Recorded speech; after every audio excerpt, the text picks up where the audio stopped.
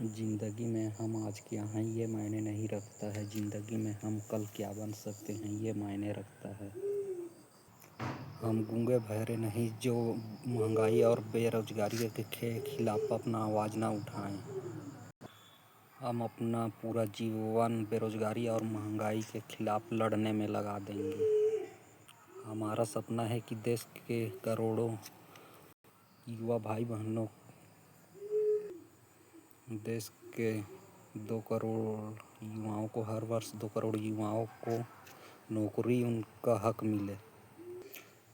उनका हक और उनका अधिकार मिलने तक हमारा संघर्ष जारी रहेगा।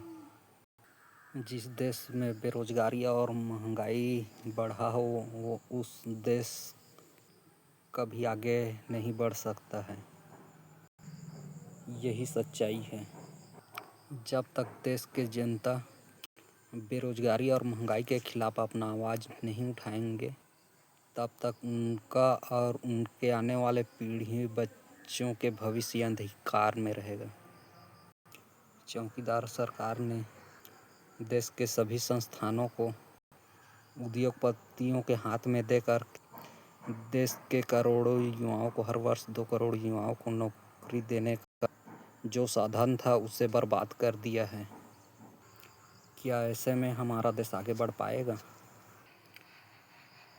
देश के प्रधानमंत्री को देश के करोड़ों युवा भाई बहनों को हर वर्ष 2 करोड़ युवा भाई बहनों को नौकरी उनका हक अधिकार मिलना चाहिए।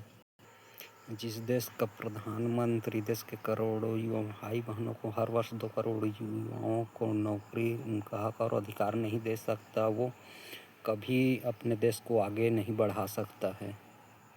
यह सच्चाई पूरे विश्व को पता है। देश में करोड़ों युवा भाई बहनों के पास नौकरी उनका हक और अधिकार नहीं मिलेगा तब तक हमारा देश आगे नहीं बढ़ सकता है। यह सच्चाई है और चौकीदार सरकार जुमला देने में लगा है।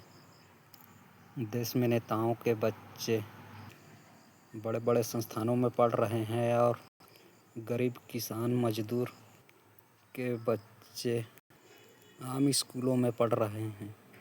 देश में सभी को समानता का अधिकार देना चाहिए। चौकीदार सरकार जुमला देना छोड़िए और देश के करोड़ों युवा भाई बहनों को नौकरी उनका हक दीजिए या अपना इस्तीफा दीजिए।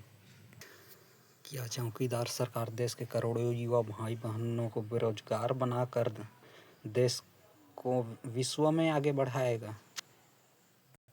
क्या यही है चौकीदार सरकार का अमृतकाल?